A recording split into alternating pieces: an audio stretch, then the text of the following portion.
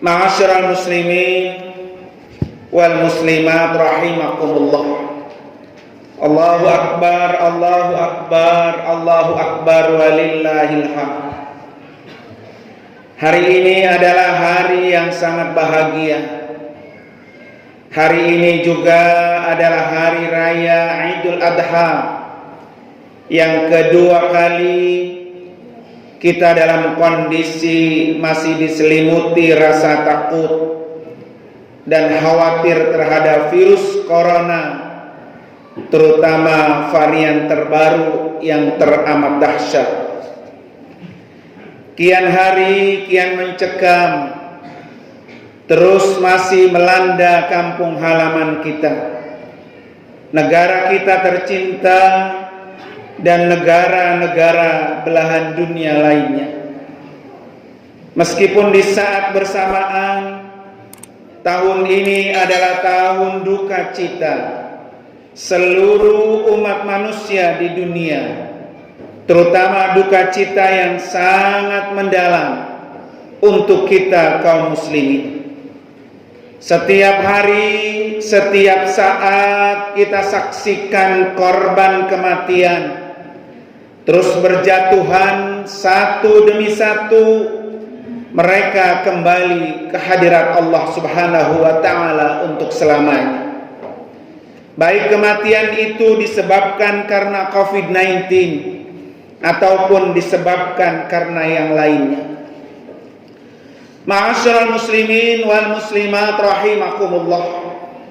Duka cita ini juga semakin mendalam dirasakan saat kita melihat banyak para alim ulama, para guru-guru kita tercinta berpulang ke rahmatullah.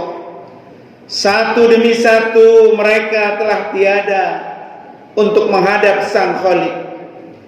Mereka lah yang selama ini membimbing kita menjadi pelita di setiap kegelapan.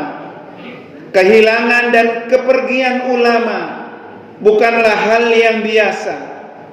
Kepergian ulama bukan sekedar pergi jasadnya saja, bukan sekedar hilang darah dan dagingnya, tetapi kepergian ulama adalah kepergian yang teramat penting dari warisan kenabian, yaitu ilmu mereka, obor yang biasa menerangi kegelapan.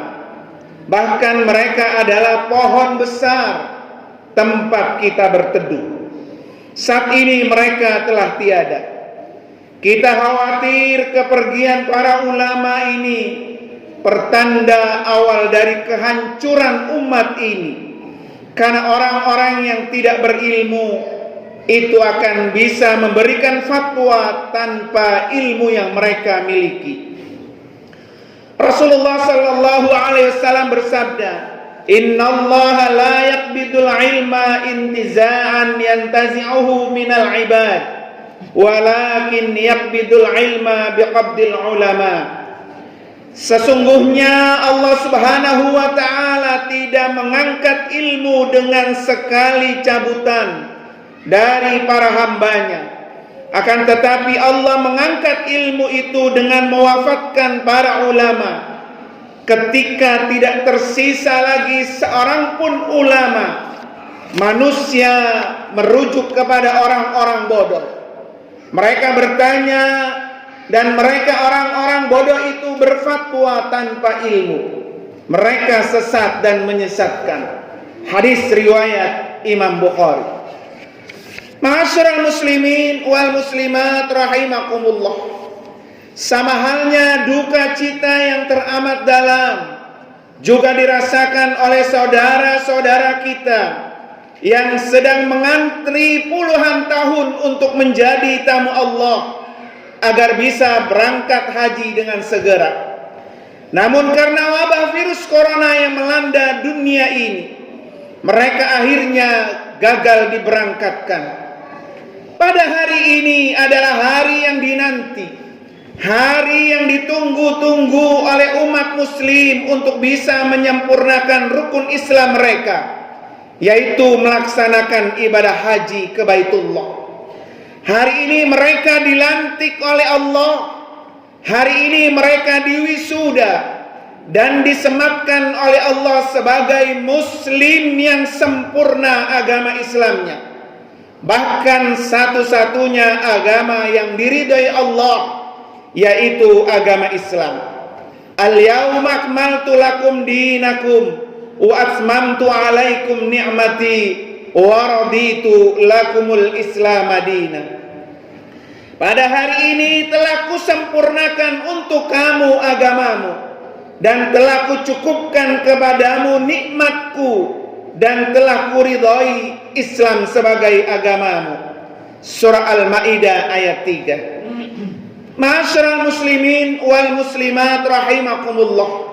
Allahu akbar, Allahu akbar, Allahu akbar walillahil hamd. Oleh karena itu, kita yang masih ada di dunia ini, kita bersyukur atas nikmat kesehatan, nikmat panjang umur, dan nikmat hidup yang Allah telah anugerahkan kepada kita. Di saat jutaan orang terpapar karena wabah corona, di saat lebih dari 193 juta orang di seluruh dunia terinfeksi virus corona, dan lebih dari 3 juta rakyat Indonesia pun merasakan yang sama. Bahkan 4,2 juta orang di dunia ini meninggal akibat COVID-19 ini. Ma'asyiral muslimin rahimakumullah. Angka 4 juta lebih ini orang meninggal karena COVID-19 sampai saat ini memang belum seberapa bila dibandingkan dengan pandemi yang pernah terjadi di awal abad ke-20 antara 1918 sampai 1920. Di tengah berkecamuknya perang dunia, penyakit flu Spanyol menyebar luas ke seluruh penjuru dunia.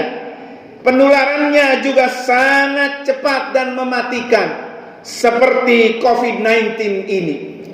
Flu Spanyol ini memakan korban sekitar 20 sampai 200 jiwa seluruh dunia, melebihi korban yang tewas dalam perang dunia I. Ma'asyiral muslimin wal muslimat rahimakumullah. Entah sampai kapan ujian ini yang kita rasakan. Jutaan korban berjatuhan. Kehidupan kian hari terus semakin berat. Pengangguran bertambah dan merajalela di mana-mana. Tindak kriminalitas pun tidak bisa dicegah. Itulah kehidupan dan ujian yang pasti kita hadapi. Karena kita harus sadari bahwa setiap kehidupan dan kematian itu murni adalah ujian dari Allah Subhanahu wa ta'ala, agar kita tergolong orang-orang yang berkualitas amalnya. Alladzi khalaqal mauta wal hayata liyabluwakum ayyukum ahsanu amala. Yang menjadikan mati dan hidup supaya Dia menguji kamu, siapa di antara kamu yang lebih baik amalnya. Surah Al-Mulk ayat 2. Ma'asyiral muslimin rahimakumullah. Allahu akbar, Allahu akbar, Allahu akbar walillahil hamd. Jika kita buka lembaran sejarah, manusia yang paling berat ujian dan cobaannya adalah ujian yang dialami oleh para nabi dan rasul dalam mengemban risalah Allah Subhanahu wa ta'ala kepada umatnya, terutama para pelaku dakwah, para alim ulama, agar mereka tetap istiqomah. Rasulullah sallallahu alaihi wasallam bersabda, "Asyaddun nas bala'an al-anbiya, tsummal amsalu fal amsalu, yubtalan nasu ala qadri dinihim, faman sakhuna dinuhu istadda bala'uhu, wa man da'ufa dinuhu da'ufa bala'uhu." Manusia dengan cobaan terberat adalah para nabi, lalu para penerus-penerusnya, baik alim ulama dan yang semisalnya. Masing-masing diuji sesuai dengan kadar imannya. Barang siapa yang kuat imannya, maka dia akan berat ujiannya. Dan barang siapa yang lemah imannya, maka ia ringan ujiannya. Semua orang pasti akan diuji sehingga gugur dosa-dosanya. Hadis riwayat Imam At-Tirmizi. Ma'asyiral muslimin rahimakumullah. Kita bisa belajar dengan kisah Nabi Ayyub alaihissalam. Nabi Ayyub terkenal sangat kaya raya, sehingga jumlah kekayaannya tidak ada yang menyainginya. Ia juga seorang yang sangat baik. Nabi Ayyub bertakwa, menyayangi orang-orang miskin, sering menyantuni anak-anak yatim dan duafa. Ia juga orang yang rajin bersyukur kepada Allah. Lalu Nabi Ayyub diuji dengan penyakit yang menimpa badannya, hartanya dan anak-anaknya, semuanya sirna. Semua orang ketika itu menjauh dari Nabi Ayyub alaihissalam. Ia terkena penyakit kulit, yang tersisa hanya hati dan lisannya yang digunakan untuk banyak berzikir kepada Allah, serta didampingi istri yang setia menemaninya. Ibnu Syihab mengatakan, musibah yang dirasakan oleh Nabi Ayyub ini selama 18 tahun. Sementara para ulama yang lain mengatakan, derita yang dilaksanakan oleh Nabi Ayyub ini selama 7 tahun.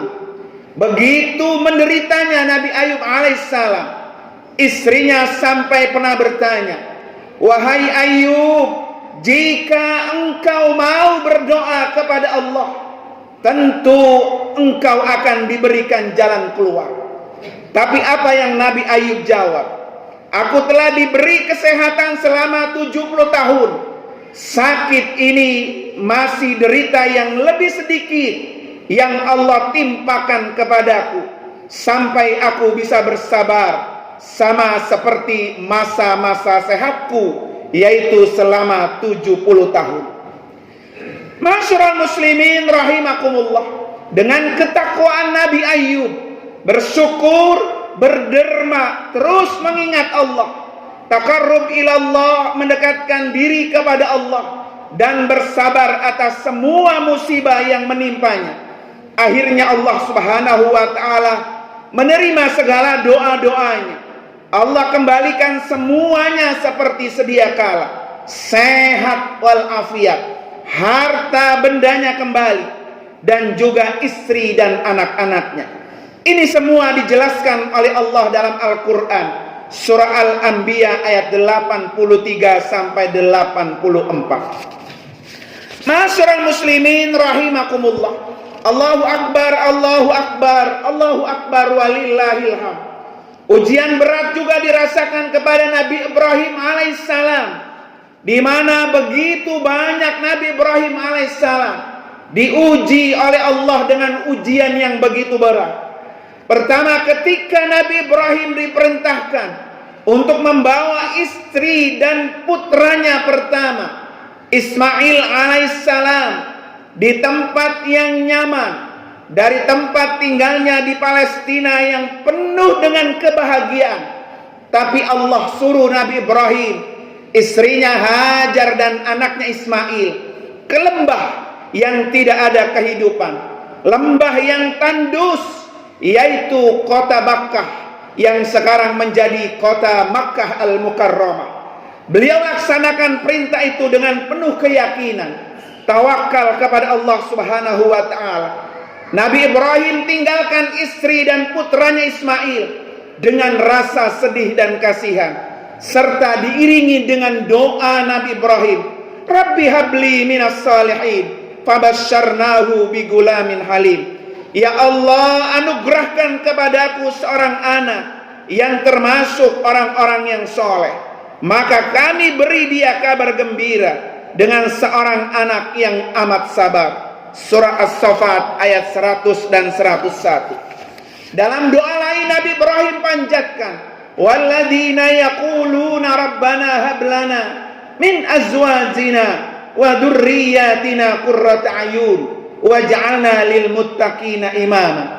Dan orang-orang yang berkata, wahai Rabb kami, anugerahkan kepada kami istri-istri kami dan keturunan-keturunan kami sebagai penyenang hati kami, dan jadikanlah kami imam bagi orang-orang yang bertakwa. Surah Al-Furqan ayat 74. Masyarul muslimin rahimakumullah, doa-doa yang dipanjatkan oleh Nabi Ibrahim alaihissalam akhirnya Allah kabul. Allah turunkan rezeki yang berlimpah dari arah yang tidak ia sangka-sangka. Rabbana inni askantu min dzurriyyati biwadin ghairi dzi zar'in 'inda baitikal haram. Ya Tuhan kami, sesungguhnya aku telah menempatkan sebagian keturunanku di lembah yang tidak mempunyai tanam-tanaman di dekat rumah Engkau, yaitu Baitullah yang dihormati. Ya Tuhan kami yang demikian itu, agar mereka mendirikan sholat, maka jadikanlah hati sebagian mereka cenderung kepada mereka, dan beri rezekilah mereka dari buah-buahan. Mudah-mudahan mereka termasuk orang-orang yang bersyukur. Surah Ibrahim ayat 37. Masyarul muslimin rahimakumullah, cobaan itu tidak berhenti ketika Nabi Ibrahim alaihissalam, ketika Nabi Ismail alaihissalam sudah menganjak dewasa, kemudian Nabi Ibrahim diminta oleh Allah untuk menyembelih putranya yang sangat amat sayang, di mana bahwa sesungguhnya ini adalah cobaan yang teramat berat yang dirasakan oleh Nabi Ibrahim alaihissalam. Inna hada lahuwal bala'ul mubin. Sesungguhnya ini benar-benar satu ujian yang sangat nyata. Surah As-Saffat ayat 106. Masyarul muslimin rahimakumullah, masih banyak ujian-ujian yang didapatkan oleh Nabi Ibrahim alaihissalam, termasuk ketika Nabi Ibrahim alaihissalam dibakar oleh Raja Namrud di tengah api yang menyala-nyala, ditempatkan di tengah-tengah tumpukan kayu karena telah menghancurkan berhala-berhala sembahan Raja Namrud, sehingga akhirnya Nabi Ibrahim alaihissalam dimasukkan ke dalam api yang bernyala-nyala. Masyarul muslimin rahimakumullah, beratnya ujian hari ini yang kita rasakan masih jauh lebih berat yang dirasakan oleh para nabi dan para rasul. Oleh karena itu, mari kita maksimalkan mendekatkan diri kita kepada Allah Subhanahu wa ta'ala. Hanya Dia tempat kita beribadah, hanya Allah tempat kita meminta segala pertolongan. Kemudian juga angkat kedua tangan kita, jangan pernah bosan-bosan menadahkan tangan kita kepada Allah Subhanahu wa ta'ala. Sandarkan diri kita dan kehidupan kita, hanya Dia yang bisa menolong dan membantu kita. Mari kita berdoa kepada Allah Subhanahu wa ta'ala dengan kesabaran dan sholat, sehingga segala ujian yang hari ini dan akan datang kita lalui, maka akan datang pertolongan Allah dengan segera. Amin, amin ya rabbal alamin. Barakallahu li wa lakum fil Qur'anil karim, wa nafa'ani wa iyyakum bima fihi minal ayati wad dzikril hakim, wa taqabbala minni wa minkum tilawatahu innahu samil alim. Aqulu qawli hadha wastaghfirullahal azim li wa lakum wa lisairil muslimina wal muslimat wal mu'minina wal mu'minat min kulli dhanbin fasnu wal ghafurur rahim.